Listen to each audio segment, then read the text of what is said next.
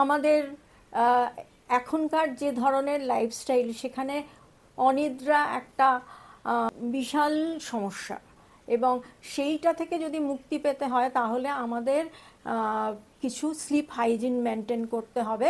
যেমন ডিনারের 3 ঘন্টা আগে আমাদেরকে চা বা কফি যা আমরা খেতে চাই সেটা খেতে পারি, এবং ডিনারের পর 1 ঘন্টা পর এক ধরনের পানীয় যদি আমরা তৈরি করতে পারি, যেমন আদা, দারচিনি, লবঙ্গ ইত্যাদি যদি আমি সকালবেলা ভিজিয়ে রাখি গরম জলে, এবং সেটা রাত্রে ফুটিয়ে শোয়ার আগে খেলে কিন্তু আমাদের ঘুম ভালো হবে। শীতকালে আমরা গরম জলে টাওয়েল দিয়ে সেই টাওয়েলটা মুখে বা ঘাড়ে ভালোভাবে মুছে নেব, এবং এরপর ময়শ্চারাইজার লাগানোর দরকার, সেই ময়শ্চারাইজারটা লাগাবো।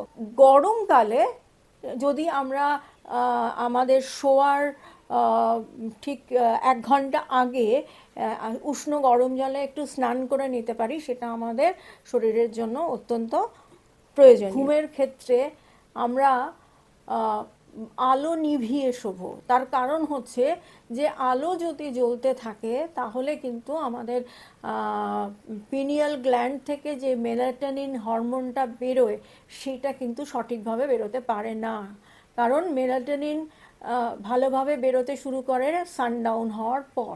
এবং ঘুম ভালো না হলে, যদি দিনে আমাদের 7 থেকে 9 ঘন্টা ঘুম না হয়, তাহলে কিন্তু আমাদের শরীর নিজেকে রিপেয়ার করতে পারবে না।